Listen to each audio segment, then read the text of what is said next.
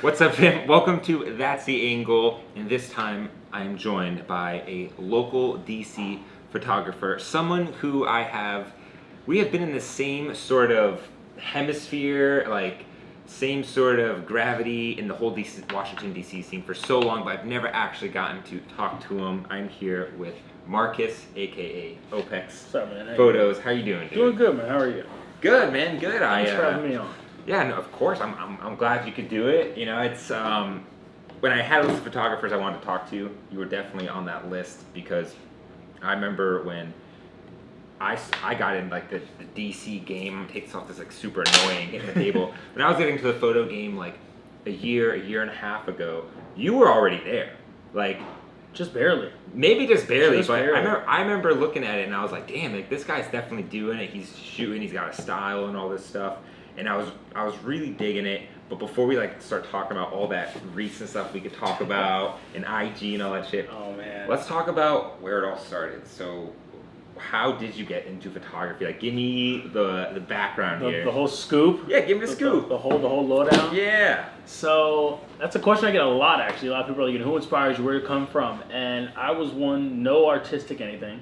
Okay. Just one day in college, picked up a camera, bored. We had a brand new puppy. Not even kidding. Picked up the camera, just started shooting some photos, put it away. People were like, dude, those are pretty good. Like, you should get into photography. I was like, nah, it's whatever. Then I was moving out, and he was selling his camera. It was a Nikon D5500. So, kit lens, like 7300, 18, like nothing Just like crazy. roomie's camera sort Literally, of thing. yeah. Just like we're having a party, somebody shoot photos on auto type thing. Yeah. Yeah, so I picked up the camera. Next year, just kind of shot around, didn't do much. And then about 2 years ago, my roommate was starting up a travel blog. Okay. And he was sitting there grinding every night, 1 a.m., 2 a.m., grinding, making no money, but he was grinding. And I was like, you know what? You only live one time. So the next day, I told him, I was like, I'm about to do something crazy. He's like, no, you're not. Went to Best Buy, bought a laptop, bought a 7200, bought an 85, bought a 50, bought a 35, and just said, let's go for it. Whoa. Been there Just ever like since. that. Like, you were just like, you feel like this is it, and you're just like, yo, Just did it. I'm gonna dive in. Just dove. Wow. So from puppy photos, and so was it to help your roommate, or was it just to like you were just interested? Just interested. Yeah, I've always loved photos, but I never thought I had an artistic bone in my body. Really? So Wasn't a growing up, drawer. there was never like the uncle with the camera. No. Like the whole time, it was just like Yeah. puppy. That you were, like puppy that like your roommate was using to like pick up chicks. I'm sure. Literally, We that's all- exactly what it was. We all know how that goes in college, and then you're like, oh, I'll take some photos of it. Got it, and then you're like going all in. That was it, pretty much. Yeah, I mean, my dad did a little bit of photo video stuff growing up. Like, he had pictures up on the wall, but it was nothing, landscape stuff. Yeah, he didn't push it on you No. or anything. He was just like, oh, okay. Not at all. I mean, I avoided art like the plague. And so this was like right after college, you said? This was 2014. 2014. That's the first time I picked up a camera. Wow. But when did you buy that whole setup? That whole setup was 2 years ago now. 2 years ago. Wow. 2 years ago, And so yeah. where did you start? Like you got the setup where you're just like taking photos for your buddy's blog? Like what were you doing? So my first photos were all landscape abstract. Like I told myself I was never going to do portraits. I said I'm not going to be that guy. That's funny because that's pretty much all you do now. Now, yeah. So it's really funny. I completely went the other way. But I was like, no, Yeah. I'm not going to do that. I'm not going to be that guy. I'm not going to be a slave to the system. I'm going to be something different and unique. But then I realized Nat Geo's not going to put me on contract and pay me $100,000 a year. So I was like, well, I Yeah. have to make money. This stuff is expensive. Yeah, big facts. Started shooting pictures of people. And I like working with people. I like talking to people. And that's where I'm at now. Dude, that's so crazy, man. It's so crazy to think about like your old work and when you just started, like Oh, like the dude. things you were doing with that like initial setup It's nuts. are just you're just thinking like, how did I even get away with that? Like who let me do that? Yeah. So like so when you first started, I guess you weren't doing portraits. No, I was doing just random. I remember my first shot on my D7200 was a picture of the Iwo Jima Memorial.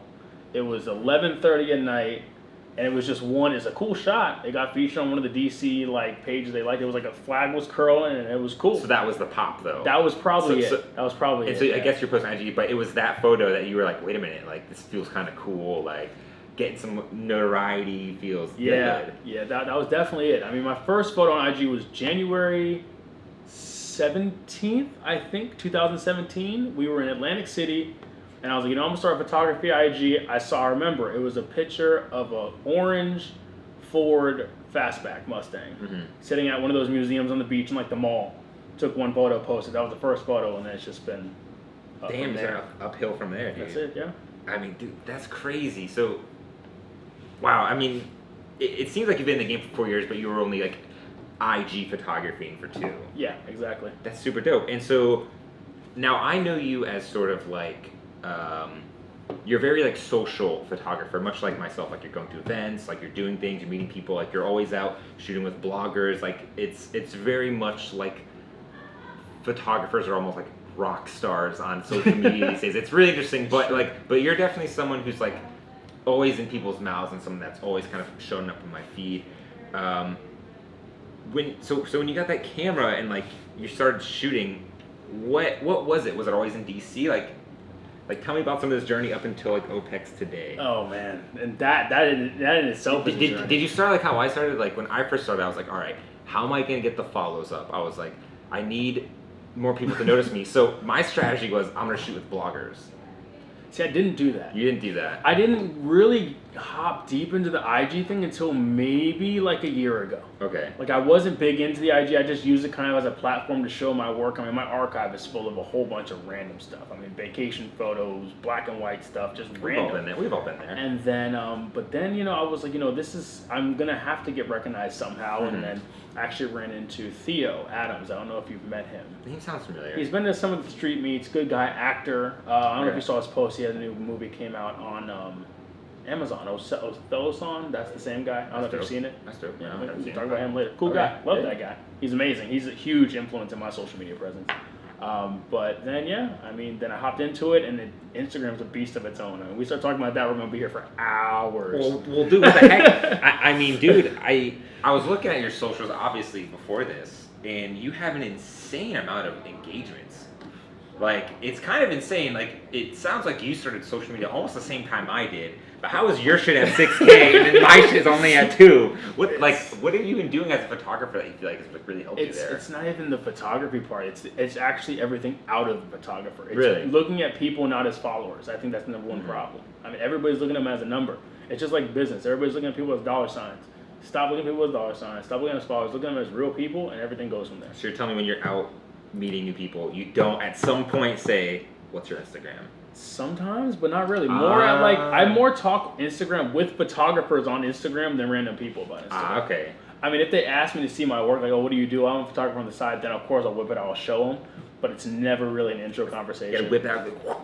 Pretty much. Check out the bitch. Yeah, man, something like that. So yeah, I mean, besides that, just really being personal, being really connected to the people I'm working with. So has growing your online presence, because that's how I know of you, of course, like has that been like a factor in what you're doing? Like, do you find yourself like catering to that, or do you find yourself shooting what you want? Actually, it's funny you said that. So unfortunately, I think I have started to cater toward it, and I am actually right now trying to break out of that. Really? Yeah, so I met with a guy named, his handle is Stank on... Great handle. Yeah, it's Stay True to the Art's Not Chaos. Pretty interesting. Okay. But I went, talked to him. He's been in the game 12 years. Only shoots his own stuff. Like, he doesn't care about Instagram, nothing like that.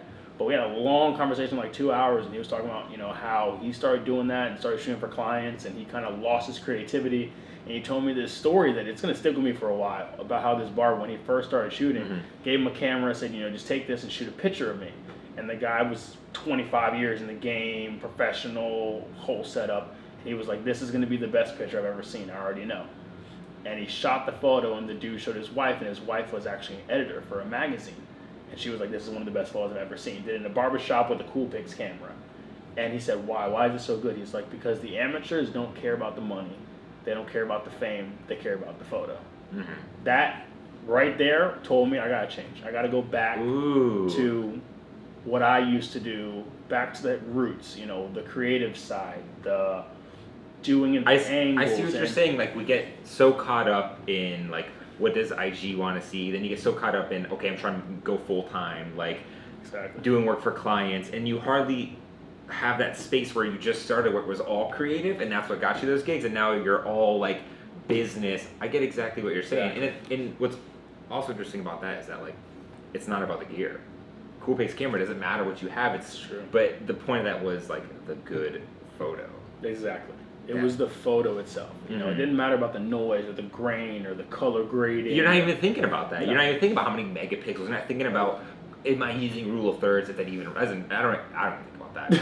But like, it's like it's pure. That's it. At the end of the day, it was like a very pure moment. Exactly. And so you feel like now you're going back to your roots. Yeah. So how are you doing that?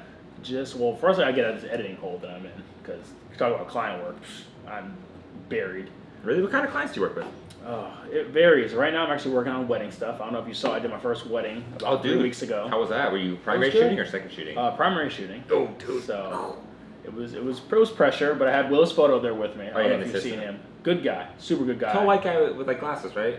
Sometimes he has glasses, sometimes he doesn't. Wears the hat all the time. I met him. Nice guy. Great guy, great guy, amazing guy. And I mean, he's really helped in the last probably 3-4 months to really up my game. Nice. I mean, he's really pushed me, because I mean, he's an amazing shooter. Oh, really? Oh yeah, he's a great talent. So he's pushed me to get way higher than I was before in both editing and shooting. Yeah, so, that's a homie right there. I wish I had more friends like that. Dude, talk to him. Talk to the man. No, I'm not stealing your friend. But so tell me My friends, everybody's friends. Tell me about the first wedding experience, dude, because that's something that I'm so scared of, like organizing and shooting a wedding. I don't ever want to do it, but I'm sure there's gonna be a moment where I'm like, fuck, that money looks so good. Oh yeah. I mean, this one wasn't as bad because it was like a little hometown wedding. It was like 50 people. Chill. So it was chill. And like I said, I had a second shooter that's done weddings. He knew what was going on. God. He had the gear. He helped me, yeah. get everything together. Now in October, my cousin booked me for a wedding, full price, flying me out there. I'm solo shooting by myself. Whoa. She's paying like almost $3,000, expecting the whole thing, and I'm stressing.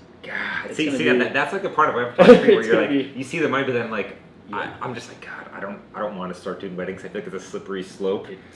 It's tough. Oh, God, but I'm not gonna lie. When money's getting rough, you're just like, where's the wedding gigs? Like, dude, that's so crazy, man. I mean, well, congrats on that. Like, Thanks, the photos came out well. Like, you nailed the I'm kiss. still working on them. On them. That's the part that sucks, man. It's not the shooting. It's the post. Yeah, I imagine like when I do like an e-commerce shoot, I'm like, oh God, dang, I took so long to edit. Let alone like a wedding, it's like. When you deliver wedding photos, are you delivering like just like a giant mass of photos? Like, are you letting them choose their selects? I'm just curious. We had 4,200 photos that we narrowed down to 300. Wow. So I'm at 94 edits left. Yeah, because I imagine you gotta be rapid firing at moments. Like, there's no like there's no perfect. It's like no, like it's just straight finger banging. And shit. That's it. Yeah, it's cool. Loaded up with memory. Make sure you have battery. Make sure the flash is charged, and shoot until your fingers don't work anymore, and then go through it later. Yeah, then your wrists are just like broken. That's it. But no, that's really cool. I was just curious, like, what kind of gigs you're doing. Like, if you were like. If there was something you were aiming for. Like me, I'm trying to stay in my realm of like fashion, portraiture, and maybe whatever small gigs, that comes along the way that you just don't tell people about on it. The one that you don't film a BPS for. I mean, yeah, I definitely have those. We have the inspiring rappers that will come and want like street style pics. I mean, those are a lot of fun, but it's not something I'm going to be like, oh, this is what I do. It's not hitting your portfolio. Right. It's just like, this will get me my next piece of gear. Pretty much, yeah. So I know the answer, but I need to ask this for people. Are you full-time, part-time, looking to go full-time photography? Where are you at in the spectrum? So I tell people it's my second full-time. So I work 10 to 6, full-time desk job in software. So answering phones, answering emails, helping people out. Then I come home and it's straight into photography till probably 1, 2 o'clock in the morning every day. And all weekend. Dude, that's the grind, man. That's it. That's legit the grind. I mean, I was fortunate enough to be able to quit my office job a couple months ago, and that was literally my life. It was go to work, come back, work out, come back home, work till 2 in the morning, wake up, do it again. Rinse, wash, and repeat. So how close do you think you are? I don't know. These weddings sound real juicy. Yeah, but it's like, do I really want to hop into that realm? Because, like you're saying, once you get in there, you can't just get out. I mean, it's like when you graduate college and you get that first job and you get that first check, it's very hard to go back. Big facts, yeah, because it's like the backbone of, I guess, what you're doing. That's it. But I mean, I guess if you're trying to go full time, like, screw it, why not? You know what I'm saying? Right. That's the way I see it. So in like, I feel like it'll only be a matter of time for you. Like, I'm hoping a year. Hoping a year from now. That's kind of my goal, is a year from now. That's my hope. What do you think it takes? Like, what do you think is like the switch between part time and full time as a photographer? Courage. What do you mean? You just have to be ballsy enough to do it. I mean, you're not going to have the perfect scenario. That's true. To quit your job and go and rely on yourself and your talent to make money. I mean, you're not going to have it. There will never be the perfect scenario unless you hop on contract and you get a call from like Vogue magazine and they put you on this crazy contract. But then guess what? There goes your creativity because now you're owned. So you can't do anything. Damn, I wouldn't because they own you. I wouldn't mind being owned by Vogue for a year. I'm not That's gonna lie, true. that does sound kind of legit. That is true. How about that photographer who Beyonce? It was like a 22 or 23-year-old photographer that shot that Vogue issue. What the? Who is this kid? I'm gonna make a separate video on that. Don't worry, guys. That's a separate piece of content. But you know, yeah, that transition is crazy, and like I know for me that once I started making as much as I made from my job, like at least I got close to it, I said, "Fuck it, let's go." And it's been really weird because, I mean, unlike most photographers, I can't say that my next month is always completely booked out personally, but every month I've trusted it and just keep working at it, and it always works out. Like, I don't know what it is, but like the last week of a month, whole month is almost booked, or like the first week, month is booked. It's just, it's so crazy when you just sort of trust in the system and the process and everything, and you know, maybe put on your sales hat sometimes. No, that's 100%. I mean, if you trust the process, I mean, it's like the other day I dove in, I bought a brand new lens, spent $400, got that 24-70 that everybody loves. It's really, What do you think really this is? expensive. What do you think you don't want to know how much that costs. Oh, I know how much it costs because if you got it from Canon, I know that it's more than the one I bought. Yeah, it was like 16, 1700. Yeah, mine was 14. Yeah. Yeah, see, Yeah. so I know yours was up there. Oh God, you're But- a Nikon shooter. We can talk about that later. Oh yeah, we can get into that. Yeah. But then, you know, that same week, I booked the wedding I did last weekend. That was $1,000. I booked another event. That was $350. I booked another event. That was $300, and that lens was paid in 3 days. Dude, good shit. So- how do you find yourself getting clients? Is it off the strength of just your socials, or are you reaching out? I'm just curious. Instagram. That's my number one tool. Are you doing paid marketing, or are you is it all organic? Mostly guerrilla marketing, to be honest. Just out there, just always Just in looking, the DMs. Just looking Dude, for somebody. I'm the same way. As soon as I see a clothing company, I'm like in the DMs. Hey, if you're any photographer, I'd love to work That's with it. you guys. Yep. So you're actively hitting the DMs, and you see someone or something. Hey, like, what do you normally say? I mean, it really depends. A lot of the time, people hit me up. Sometimes I'll hit them up. You know, same thing, kind of way what you're saying. I'll be like, you know, if you're ever in the market looking for a photographer, you know, let me know. You know, I'll be really fair on rates. I'm flexible. I'll work with you. The turnaround time is pretty good. You know, let me know if you're interested in something like that. Well, because I think naturally, like us both can relate to this. Both of us can relate to this. Is that baseline is like your work is good, so work will come to you. Right. But I feel like you can't rely on that, especially trying to go full time. Like you want those recurring monthly clients. Like you want certain things. Like you can't just trust in people sliding your DMs. Like you have to put like your feet to the ground and do like, you know, hitting the DMs. Hey, what's up? No, okay, who cares? Yeah, you're gonna have to. Like, I was gonna ask you, like, how are you sustaining after quitting a desk job, and now being able to do it full time and afford to be in a studio on top of that? I mean, still getting gear, still buying studio material. No. I am not buying gear at all. So Really? so I was very smart about things. So when I had my office job, I knew that I was gonna have to buy everything, like with that money, that like all the essentials. So I bought all the essentials. I bought my expensive lens. I upgraded my camera body. I bought an expensive microphone. I bought everything that I thought I was going to need that I wouldn't be able to pay for. Like now that I'm living so slim, like I'm living so freaking slim. Like college slim? Oh yeah, dude, I'm living slim to make all this happen. But like, I'm happier than if I was at that office job doing Excel sheets. You know, don't get me started. Yeah, I mean, dude, yeah, and so I feel like it's just like trusting the whole process and everything. That's dope, man. Yeah. Well, congrats, man. I mean, that's Well, congrats a to huge you. You'll step. get there soon. But look, Nikon versus Canon. Oh, here we go. Okay, I'm prepared to give you a pass because the D850 is a really nice camera, but also it sounds like that was the first camera you just happened to have when you Yes. started a long time ago. Yeah, and that's what I was gonna say. I mean, I think it's also, you know, it's Apple and Android, it's Canon and Nikon. As long as you're not a Sony shooter, we're okay. Yeah. We won't go down that road. Yeah. I mean, Nikon kind of fell into that boat now with their new Z6, Z7. Oh yeah, all these new mirrorless. They're Canon hot. and Nikon kind of just copy each other. Yeah, Canon hasn't really released one yet, though, the big mirrorless yet. At least not that I've seen that they've. There's talks really about it pushed. like on the blogs and stuff They'll like do it. that, and of course everyone's already disappointed. Like, shut up! Like all the other really hardcore nerds are like, I'm getting disappointed. Like, hasn't even come out yet, dude.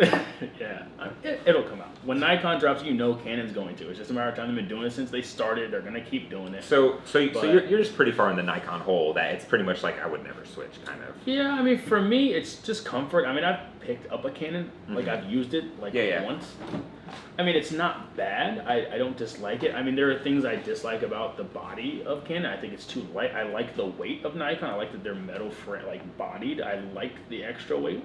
That's just me. Wait till you put that 24-70 lens on. You're gonna be changing your mind on that one, dude. Oh no, I got a 24-70 and a battery grip on there, and I love it. Oh god, I can't rock the battery grip. It's just too much. Like I just feel like I'm holding a Gundam at some point. Like I'm just like it just gets too much. Like well, that's what the 78-200 on there. Gee, oh yeah, that thing feels like a transformer. I think a lot of it just bothers me when I'm vlogging.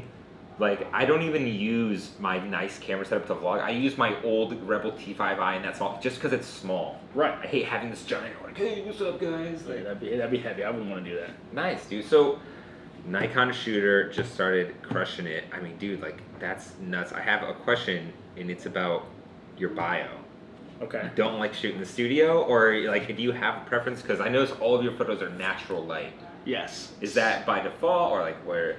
So the whole thing, Light Chaser, where this all came from, because everybody asks about that too usually. Oh, well, yeah, what is that? Is no flash. No flash. That's why I'm such a natural light shooter, because I didn't do flash. I can't stand the whole dark alley. Oh my God, now I'm super bright and I can see you. No, you couldn't. You're in a dark alley. It's 2 o'clock in the morning. There's no way you could see that person in the dark alley. It just bothered me. I just didn't like it, so I learned to shoot without it. Like, what about it? You thought it looks cheap, or like you didn't like the aesthetic of it? I just didn't think it looked natural. I wanted something that looked natural. Like in a studio with a flash, that's fine. You're in a studio. But if you're out on the street, say it's 11 o'clock at night, you're walking down Georgetown, and you turn down one of those cool alleys with like the one light, and you have her standing there and half her body's lit up, but now you take the photo, and now you can see her entire face, you can see the detail.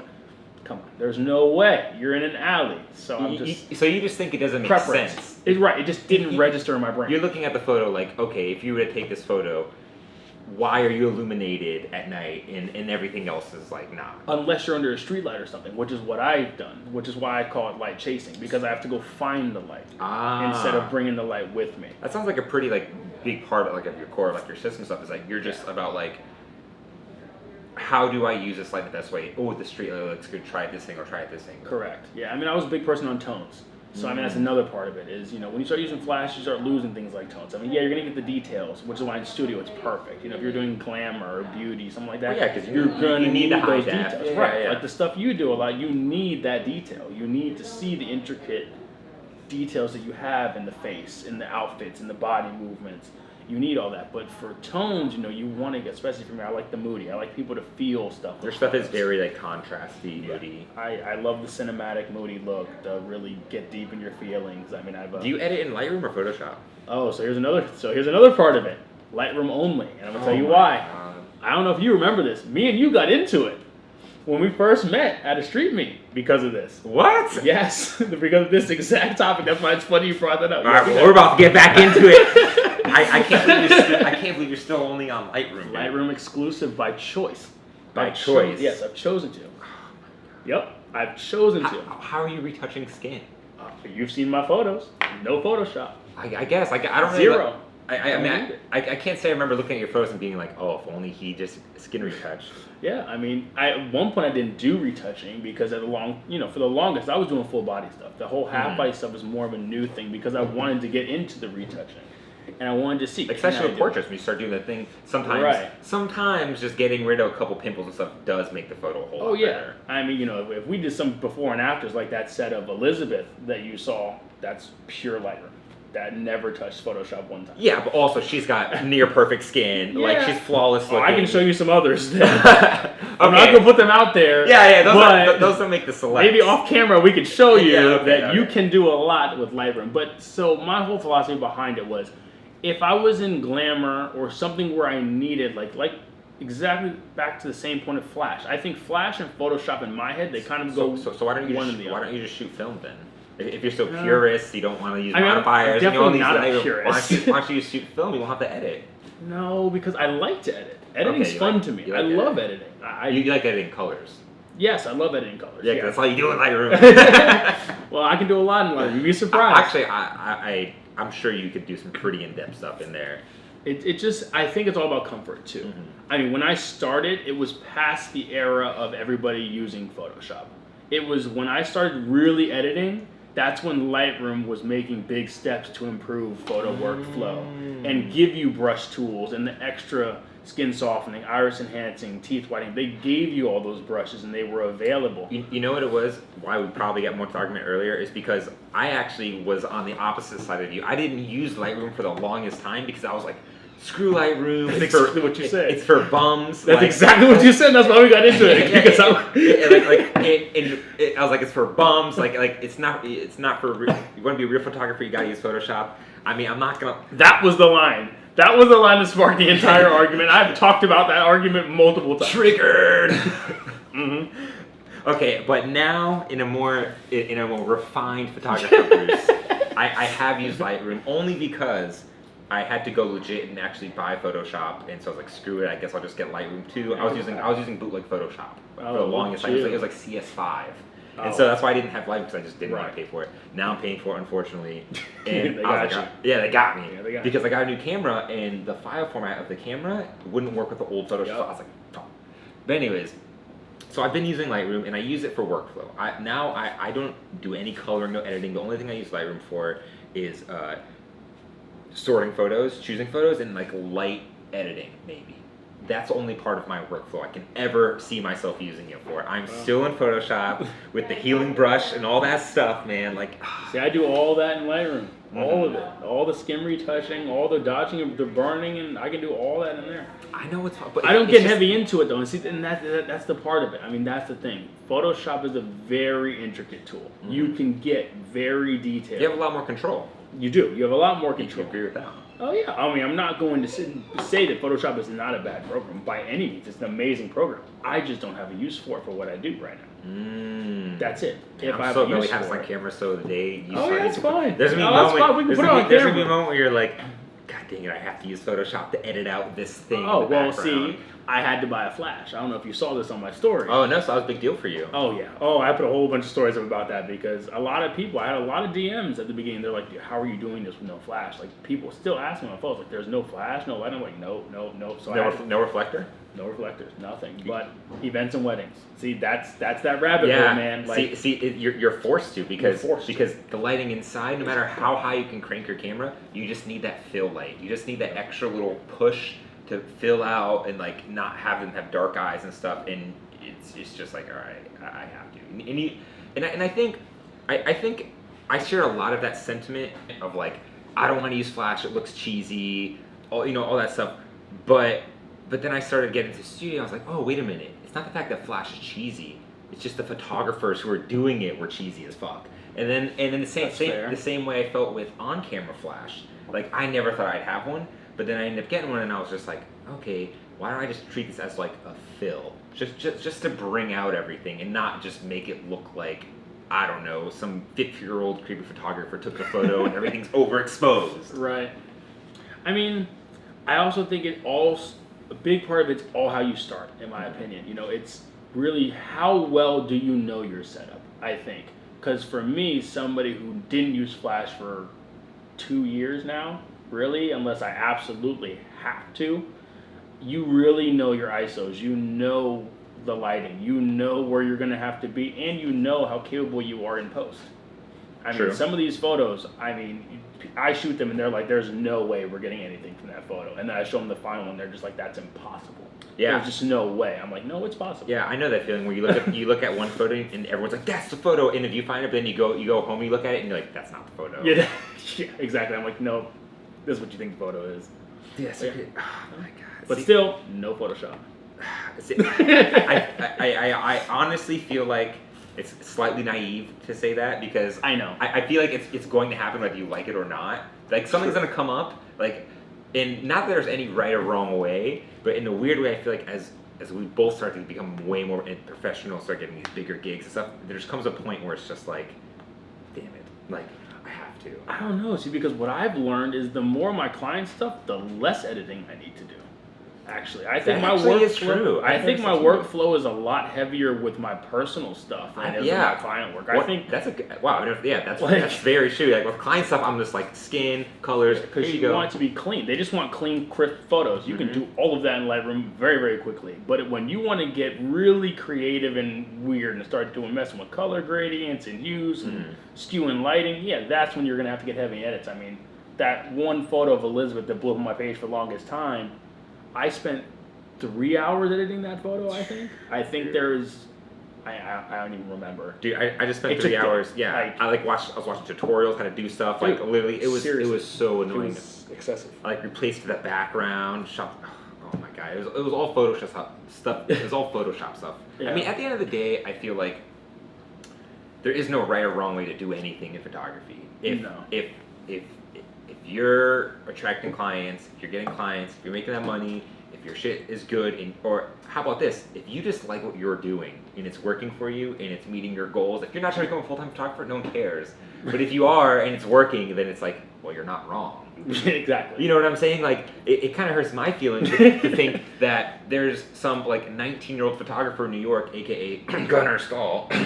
You know who he is? Oh yeah. Yeah, he uses a 35mm instant flash camera. Drives me nuts. Yeah, it pisses me off, but at the same time, I'm not hating on the dude because he made it work killing and it. he put himself in a good location. That's But it. it comes down to, it's like, it's not about, like, how you do it. It's just about what you're doing. That's it. I mean, my big thing about Photoshop was not the workflow, wasn't the brushes. It was when I started doing photos, like when I first started, I told myself I'm not going to touch my photos. I said I'm going to be, not only am I not going to touch my photos, I'm only going to take one shot. I said I'm going to be that dude that takes one raw photo. That's it. So you were trying to be, like, super pure from the beginning. I was trying to be ridiculous. And I was trying to be, and I see and like I've you're slowly gone to the dark side. Yeah, you're slowly turning down the ridiculous. Yeah. I think everyone shared that same sentiment. When I first Yeah. started, I was like, natural light only. I'm never using flash. Who the fuck would ever use a flash outside? And like, I've literally had to use flash outside. I'm like, yeah, it looks good. But the thing is, I actually tried it, and I hated it. Really, I tried it last weekend. what was your process? Well, it was just, we were in one of those situations where, some fillet would have been nice. And I was like, I have this flash. I've never done it. It's a guy that really doesn't care about It was on top of your camera. Yeah, on cam flash. On cam flash. And he was like, yeah, sure, let's try it. I wanted nothing to do with him. You didn't like it. Instantly deleted it. So, but I never get technical on this show, but like, we'll get technical for a second. How were you exposing and how were you filming the flash? So it's TTL flash. So it's just standard, flash sync. It was 200. ISO was maybe 400, 500. So it was really just to bring him out. Like, it was nothing extra, no crazy light playing to do, those deep shadows. You just wanted a little extra light. That's it, and I just didn't. You didn't like it. No, for that core reasoning. Is it like it looked cheesy almost? It just didn't look right to me. That's how I describe photos with like too much flash or they always look cheesy. Like I'd say it's unnatural. Like, even photos I've seen on the cover of like Vogue. Like, there's one I forgot maybe 5 months ago. She's in a long red dress. I don't think it's J-Lo. I don't want to say that. I want to name drop because I don't exactly remember. Yeah. But they're standing on in a field. And same kind of thing. It's like dusk. It's a great photo. It's an amazing photo.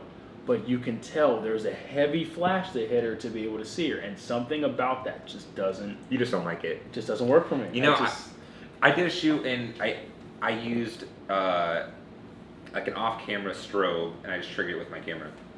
And my process was I exposed for the background because it was like a big landscape shot. I was like, all right, this is how many. I was like, I'm gonna expose for the background, but this is different. You're probably shooting a portrait. Yes. So essentially, it's like your lighting is perfect. You have it how you want it. I was trying to think to that situation of like how I would have treated it, but I would have had to see the photo. You have had to. Because in my mind, I'm thinking like, okay, if I'm in a situation, I would have gotten my settings right and then just turned down the intensity on my flash super freaking low, and then just brought it in slowly. Yeah. I could have done that.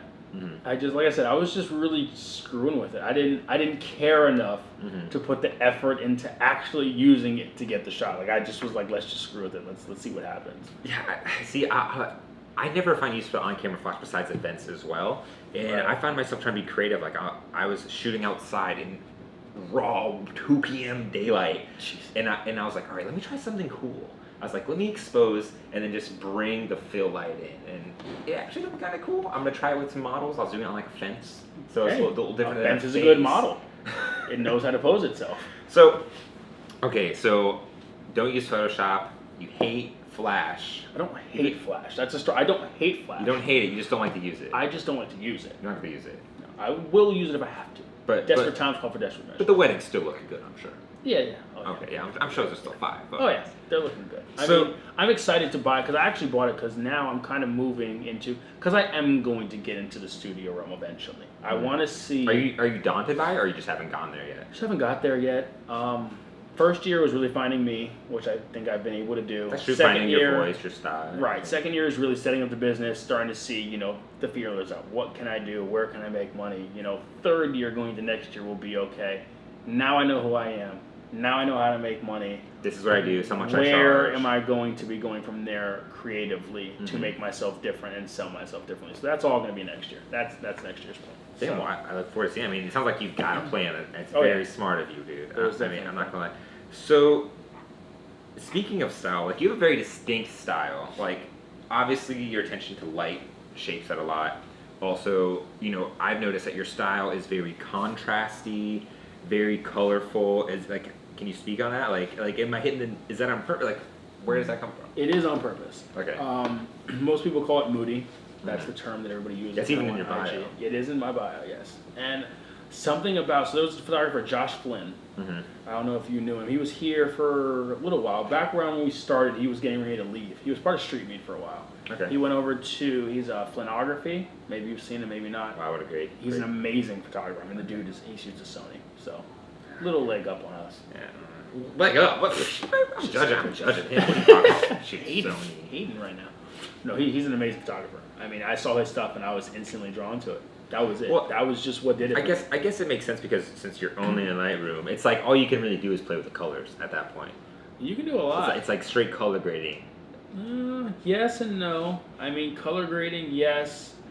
For me, it was more about, because I was a landscape and abstract person. I looked at lines, I looked at background. I said, how can I incorporate what I used to do into portraits? And it became a very intricate part of what I do. But of course, everybody can frame a photo, right? Maybe not everybody, but you can frame a photo.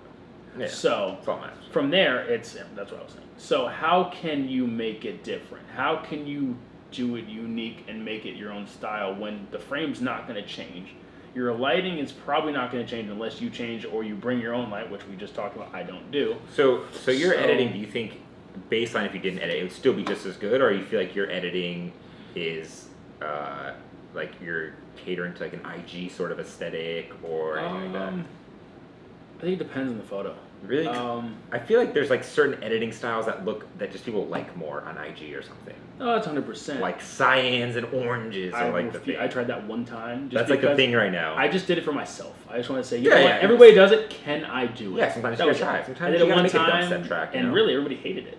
Really? And I love dubstep, so watch yourself. As a producer, you're like, shit, I gotta make a dubstep track. But no, everybody hated it. No one liked it. Everybody couldn't stand it. And I started asking people, I was like, what about my work is it the colors? And they said no. They said it's the use of perspectives. Yeah. It's the use of line. I am obsessed with lines. I think it's true. I think most of the time, most people that aren't photographers don't notice the filtering, or it doesn't even play a part. They just like the photo. Like I think if everyone just posts their photos plain, it might get just as much likes, but it's like for editing and the colors. It's just like the extra sauce. That's like your flavor as a photographer. That's like your look. Correct. You know? Yeah, I mean, that's really what editing is. Editing is your touch. Exactly, because it's like the digital format is so clean, it's almost too clean, that we have to put our own sauce on it. Otherwise, everyone's will literally look the same, and the only thing that matters is just how you use the light. Yeah, or who you're shooting with and where you are. Yeah. I mean, that's really what it will come down to. It will come down to who has the best models in the best locations at the best lighting time. Well, to be honest, so this is a really good point, is that those are things that I find to be one of the most important things. So like maybe you could chime in on this, but when I first started shooting, I didn't care who I was shooting with or where I was shooting or what time of day I was shooting. Now I'm like it matters who you are. Like you better have some sort of experience. Like the location, I'm scouting the location and I'm like finding spots. and the time of day is crucial. Like, does that any of that matter to you at this point? Time of day I'm starting to see does matter. Yeah. The weird part about me is I actually love cloudy days. A lot of people can't Doesn't stand love them. cloudy days. Those I are the love, best like, days. those are my favorite. Cloudy a lot of people days are don't so like good. them because there's no sky. People love the sky. Oh, it's They like a gray sky. It's or always something. gray. So, but for my style, it's great. I love the gray sky. I love the tones. Looks great on the face. It too. looks great on the face, right. So that's my thing. And in terms of the model, I've always shot with people that range. I've had people that are experienced. But don't you get sick And- of the bloggers who can't pose, or they have one good pose? Like there was just like a line in the sand where I'm just like, no. Well, see, I think you also have worked with more bloggers than me. So maybe you've dealt with that more than I have. Okay, not Because- bloggers, just Or just, in general, just people like, that can't pose. I mean, for Maybe. me, what I've done is, I'll just get them real for me, comfort's everything. Mhm. So, no matter, because a lot of my clients starting out were people that actually came to me and said, I can't stand being in front of the camera. I'm very But you shy. shot with one of my friends, they were the same way, and they said it was a blast, so I had to come try it So for how do myself. you approach that whole like building comfort with the subject?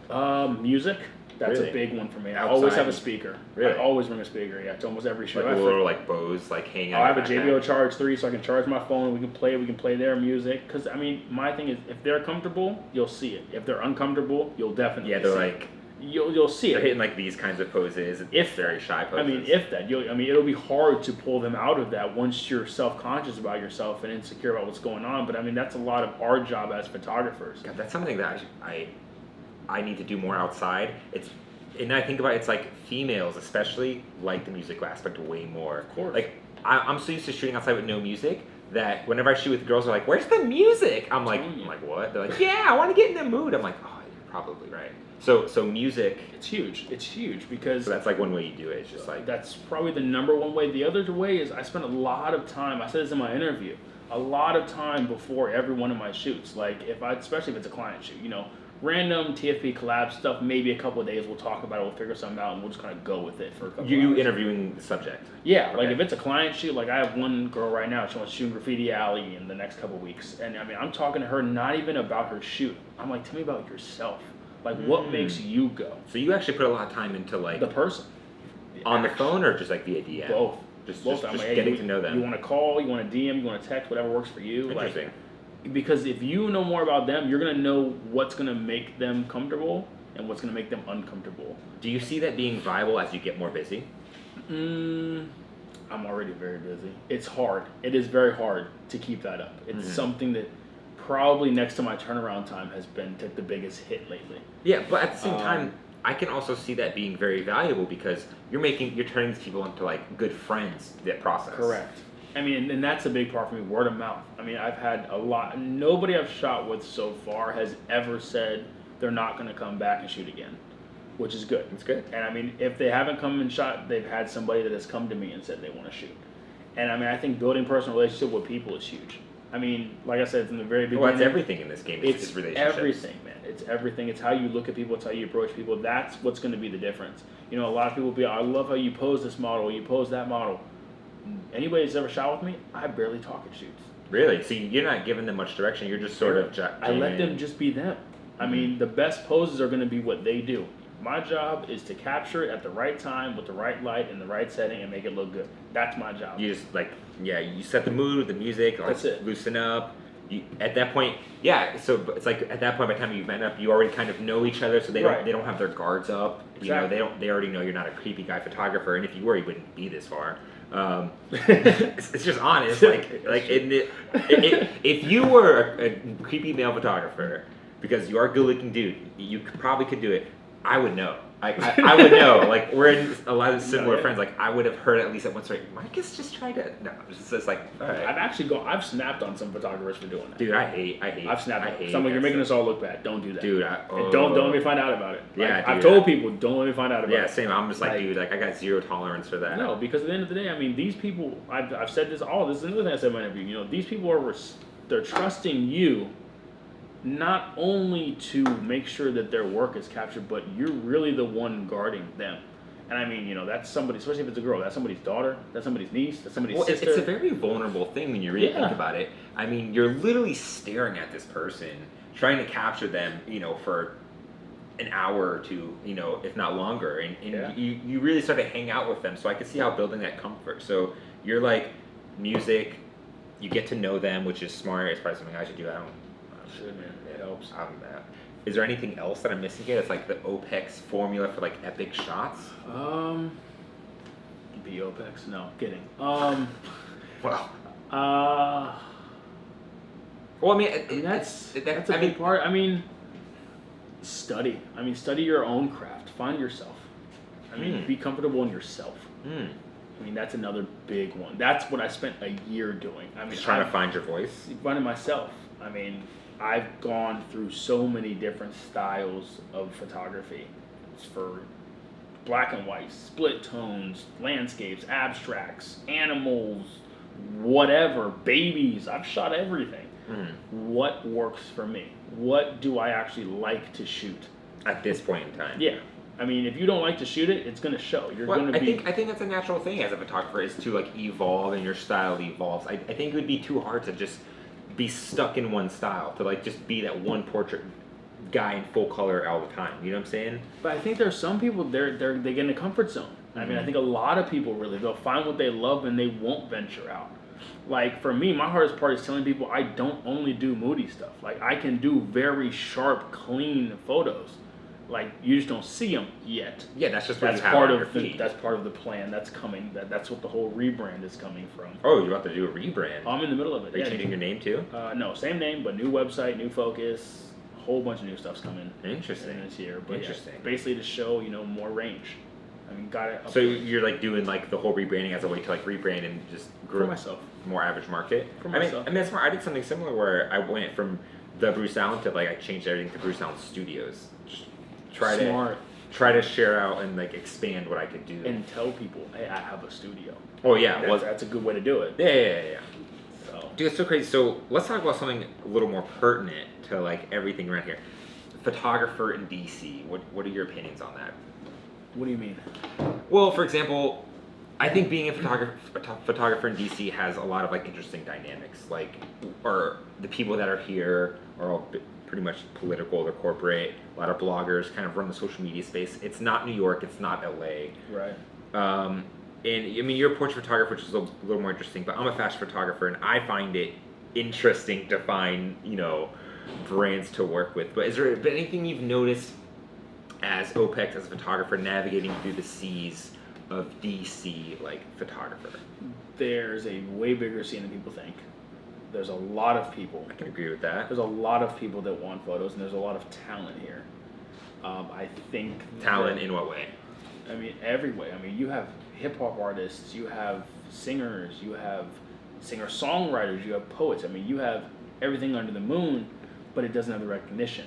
It's not like in New York. It's not like, it has nothing to do with, do we not have the creative talent? We definitely have the creative talent. And as you know from Creative Fest that's coming, people are here. I'm excited for that. Yeah, I mean, there's already hundreds of people. I mean, that just shows you just how quickly and how big it really is, but there's no exposure. LA, New York, these are places that are established. That's an interesting way to put it, is the exposure factor. That's it. There's not many platforms, I feel like, here that really put you on. Right. I mean, think about it. All these big brands, right? You go to Tyson's Gallery. You're a fashion photographer, so you can relate to this. Okay. Gucci. You have Versace. You have Yves Saint Laurent. Mm-hmm. You have...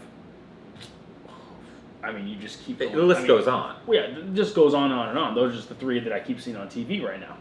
But where are all those based? You're not going to say, like, my friend, for example, works at Versace. Mm-hmm. He will go and talk to people. First thing they're going to tell him, oh, you must be from New York. They don't say he's from DC, even though there's one in Galleria. Most people don't even know there's one in Galleria at all, just because it's not what people are expecting for fashion. They expect runway to be in New York or in LA. It's not something here. And until big business money really comes in and puts money into that industry, we're going to be in trouble. I don't think that's ever going to happen. I don't think relying on anyone to put money into DC. I think it's so much about like us as photographers and just creatives in the city putting everyone else on, putting ourselves on. I think that's what really creates the buzz. Will it ever be New York? No. Will it ever be LA? No. But do I feel like a big fish in a small pond in DC? Hells to the yes. Like I there's only a handful of photographers that I think actually do good work in this city. That I know at least. I'm sure there's people that I don't know. But I don't know. It just, when I look at New York, I see hundreds of high-level photographers, and I go, fuck. And then when I look at DC, I go, maybe this isn't a bad place. But then you have to really weigh your options. You know, do you want to be a big fish in that small pond? Because eventually the water's going to run out in your small pond, and you're going to die. There's no water left. Eventually you're going to run out. I mean, you gotta switch ponds, I guess. Well, let's see. Do you, or do you bring the water to you? Do you dig a trench? I mean, that's really what I've thought about. Is because there is a lot of very talented photographers, and I learned this when I actually hopped into this whole wedding scene. Is there was this one guy, Sam something. I was just browsing through, going on his Instagram. He has 70,000 followers. He's DC based. Dude, He's incredible. Don't you hate seeing that? And shit? he's incredible. Like he's amazing. You're like, never heard of him. Yeah, never heard of him. But that's not my scene. So in his scene, he probably is a big fish in a small pond, as you're saying. But I could see where you're relating to, because if you are the big fish in a small pond, good luck to anybody else. I mean, that's the culture of DC. I think that's the daunting thing for new photographers too. Is like you see someone like that who maybe like you were that photographer trying to get to the wedding shoot, and you see that guy, and you just there's two types of people. The person that goes, I'm gonna be there one day, and the person that goes, fuck, I'll never get there. That's it. No, that's 100%. And I mean, that all goes back to what I was saying, mindset within yourself. That's probably the number one thing that's helped me, is you just have to be confident to the point of almost cocky and egotistical. I mean, I'm competitive like myself, so when I see something, like I get very competitive in a way that I'm like, I want to know how you did that, and I want to do it better. That's it. Yeah, I mean, and if you don't, why are you doing this? I mean, that's just my philosophy. If you're not trying to beat the next guy up and get the leg up and get to the next level, why are you continuing to spend your time on it? Well, the thing is, not all photographers. I think a lot of photographers are very shy, quiet people. Yeah, but that's that's true. In a weird way now, because of Instagram and social media, I feel like photographers have become this sort of rock star, in where like just hear me out, where like on social, especially on such a visual driven medium, like who's got the best stuff? Photographers and good looking models. So it's like, in a weird way, it's like we're almost in a weird golden age of photographers, where now we can not just be the guy in the background. We are a brand. We are our own celebrity. We are like we are that fame. It's so weird, and I've been noticing that just as my own brand, you know.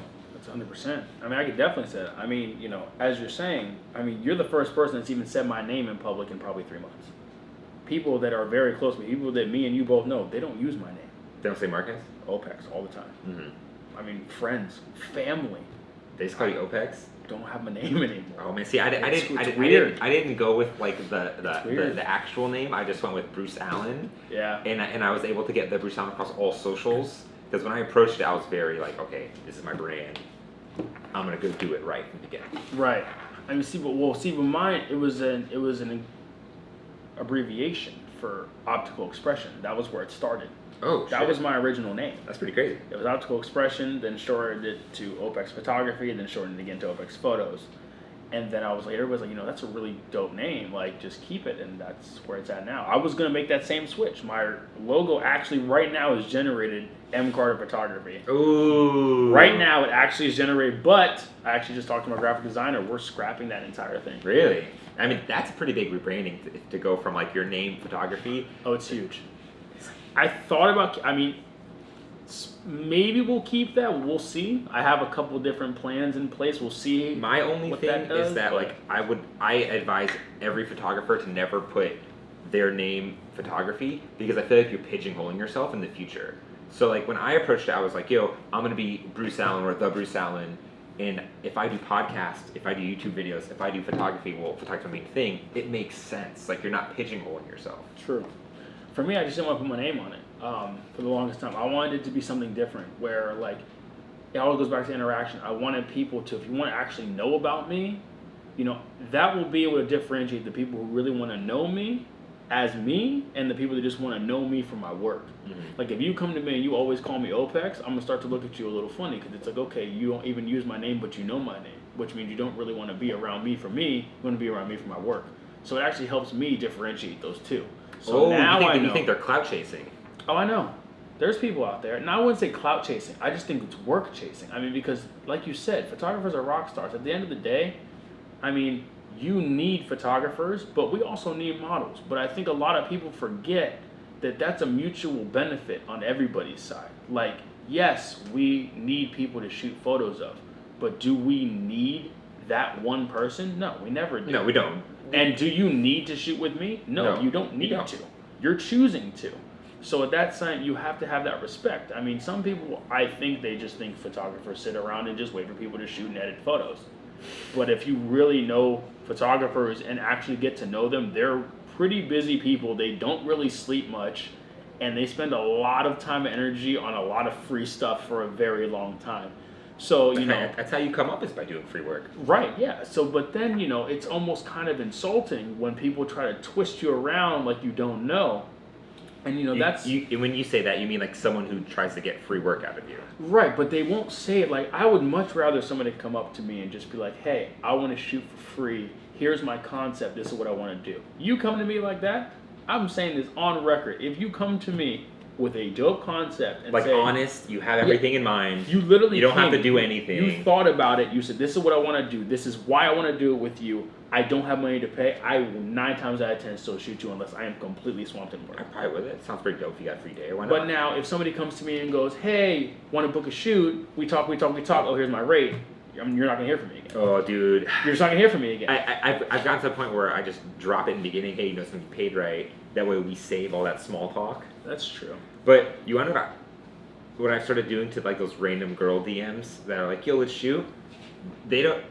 So if like they're halfway there to like being shoot, I'll just be like, okay, yeah, we could do something in the studio, and I just use them to practice lighting setups. Oh yeah. Like I just like, oh yeah, let me practice with you, and like they don't know that they might get like 1 or 2 good photos, but for me, I just learned so much. True. I mean, that makes sense. I mean, you know, at that, but my thing is, I don't have that kind of time. That's true. See, because you know you're doing it full time, so you have kind of a little bit of flexibility in that time to spend on still that. I don't. Yeah, you have like my days are literally. It's like this is how much time I have for this. This is how much time I have for this. This is how much time I have for this. So if I'm gonna spend my time right now on something that's not being either paid in monetary value or some sort of an exposure, why am I doing it? Like, you have to give me a reason. Yeah, you're right. You have to really intrigue me. If you're gonna like connect me to someone higher or be a connect, or if we're not gonna like, if this isn't gonna add to my portfolio, it's like I'm not wasting my time anymore. Right. Yeah. It has nothing to do with, you know, who they are. Like, I really don't care that, you know, yes, it's nice to shoot with people that have a whole bunch of followers, sure. But what I've learned about Instagram, there's a lot of accounts out there with a lot of followers that are completely fake. Yeah. So I would much rather shoot with somebody that when we post stuff on their page, even if you have a small following, a high percentage of your small following loves it, and a high percentage of my following loves it, than somebody that has a good following, but thinks just because they have a high following, they now don't have to do anything. That's what I've run into. I hate people with high followings think they can get free shoots from photographers. Yes. Ooh, that pisses me off. Like those hot girls who like DM, hey, I'd love to shoot with you sometime, and they think that like they're worth everything, and you're just like, oh yeah, sure, here's my rates, and they're just like, oh, never mind. You're just like, ugh. Yeah, that's everybody's right. I mean, you know, I get it. You know, not if I was at 25K and somebody came to me with a 1,000 following, yeah, of course. I mean, at that point, you have an image to uphold. That's true. I mean, yeah, you have to leverage the clout. At some point, it's like, ooh, me shooting with you, unless like you're a fantastic undiscovered model. Correct. You know, then it's like, this isn't worth my time. Right, and that's why I'm not mad at them for that. But the thing that makes me mad is when people curve me when I'm young, but now you want to come shoot with me, because that's been what I've run into. Ooh. Is, you know, the famous line, back then you didn't want me, now I'm hot you all on. Yep. Because I've had that happen where people have curved me for months. You've seen my content. It's not like my content has done a huge. But you're in their DMs trying to just collab. Yeah, just collab. You know, I'm gonna give you a bunch of free work. You know, this, that, I know. I think we can create. You don't want it. You don't want to hear about it. You don't want to hear about it. Now I shoot with 3, 4, 5 of your friends, and now it's like all of a sudden now you want to shoot with me, and now you want me to give it to you for free. Feels good, doesn't it? Sometimes. Yeah, that's really good. Sometimes. And then you're like, no, I'm too busy. Yeah, I mean, now I really am just too busy. I mean, right now I really just want to get out of my workflow, man. My workflow hole is deep. Dang, so that's deep. Like I mean, dude, here's how you do it. You just go find your friend with the Adderall prescription, pop a couple of those over the weekend, turn the phone off. You'll be good. By Sunday, you will have no sleep. You'll have lost 20 pounds. You would have had. Losing 20 pounds, I'm okay with. Yeah, you'd have watched like 10 animes and somehow still gotten all that shit edited. That's true. Yeah, I mean, if I can finish all my edits that I'm at right now by my birthday in 3 weeks, I will be very, very happy. Nice. You can do anything for your birthday? Probably not. I'm gonna probably be working. I gotta shoot 3 days before my birthday that week. It's on a Wednesday. Yeah, you gotta do what you gotta do though. Yeah, I mean, word. Well, Marcus, OPEX, whichever one you want to be called. Feel like we're getting pretty close to like wrap up. We've been talking for like an hour and like almost 20 minutes. Yeah, it's been a while. I told you we can just keep going. I mean, like, time flies. It does. But I mean, overall, dude, I feel like you're like a very purist in a weird way. Like you're very, like you're very romantic and very purist about photography, which is I'm glad I got to find that out. Like just the way you approach handling the model, it's a very sort of organic, like romantic sounds weird, but like the way you sort of court them before the shoot is very interesting. It's something that I've never thought about or have heard someone do before. I think that's super unique. It's probably why your photos have this sort of raw emotion in them, and also it's like the way. I think that's one of the smartest things like a photographer could ever do is like be such an admirer or just learner of light, learning and like trying to figure out how light works. Like that'll get you anywhere. Like that's the most important part of photography. Is like you're not really taking pictures. You're just like trying to capture the light effectively, and hopefully it falls where you want it to. Yeah. Or if not, bring it out later. Yeah, exactly. You can always bring up those shadows, but right? You have to know that you can do that. See, I mean, that's the thing. I mean, that's I think a big tool. Kind of my last wrap up point in all this and where all the light stuff comes from is my number one piece of advice. Since gotta give a piece of advice before I leave. No, please, actually, yeah, give us advice and just anything else you have to say. My number one piece of advice for anybody, would have to be really get to know yourself and your gear and how you work together. Like 100%. It doesn't matter who you shoot with. Like I'm telling you right now, I don't care if it's somebody who has modeled never or somebody who has modeled for 17 years. Come to me, I know my gear enough that there'll be things that this person obviously will do better. There'll be little subtleties. But just standard looking at the photo, were these both good photo sets? Yes, they will both be good. Simply because you know yourself, you know your camera, you know what it's capable of. When you have that, it doesn't matter who you shoot with. Doesn't matter. It really, to me, does not matter. There's preferences. Of course, I'm going to prefer somebody that brings a creative aspect or prefer somebody that brings an experience of modeling and posing. But is it required? By no means. By no means is it required. I actually kind of like people that don't. Because like you said, they're raw. Like, very true. They're very, very raw. And you especially when you pull that side out of them, and that's one thing that that I have to say that I've taken from Will's photo, his ability to pull people's rawness out is mind-blowing. I mean, essentially that's our job. But I've seen people do it, but it's usually when people do it, it seems like they're doing it, right? Like you can tell they're pulling it out. With him, I don't know what it is. It's something that I really am studying, and he knows this, so I don't have a problem saying this. I think it's like your energy. It's like your dynamic. There's something to each photographer that makes you unique. The same way every swordsman has a unique thing. That's true. Every photographer has like this sort of unique characteristic about that. Right. But I think there also is yes, that's 100%. That's every photographer will have something that makes him unique. That's not just the photos. That will make the experience of your photos great, which will show in the pictures. But also, you have to have that degree of people skills. Like you have to. If you're not, I came from a background of IT.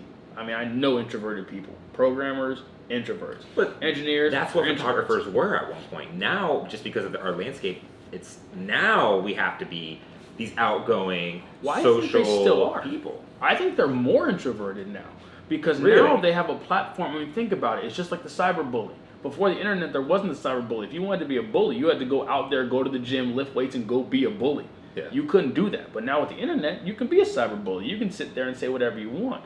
Just like you can have these people on Instagram, on Facebook, on Snapchat. They can throw up great content, throw up cool captions, be all in the DMs. but then come face to face, and now this model actually answered you, and now you're sitting face to face with a superstar model with 100,000 followers, and you freeze up like a clam because now you're out from behind the door of social media. I mean, that's a very true dynamic. Anyone can be cool in text and on Correct. social, but in real life, it's like People skills. it's a people skills, and I think that comes in time with doing shoots. Is it going to be harder for you to be, a more successful photographer if you're not outgoing? Probably. I'm not going to lie. Like, 100%. I meet clients going to events and doing things. Even on social, it's like models like to see your face. Like, they want to know that you're not some random creepy guy on the internet. Like, That's true. They want to know who you are and see what you look like. Yeah. I mean, see, that's the funny part because I don't really post photos of myself. I don't really either until just recently. My story is where Even your that's story, off. you don't really show yourself much. Not often. I mean, because I like to keep my personal stuff personal. Like, I have a lot of aspects of my life that's personal that I just keep to myself. If it's business, it's business. Because at the same time, I don't want to be out there.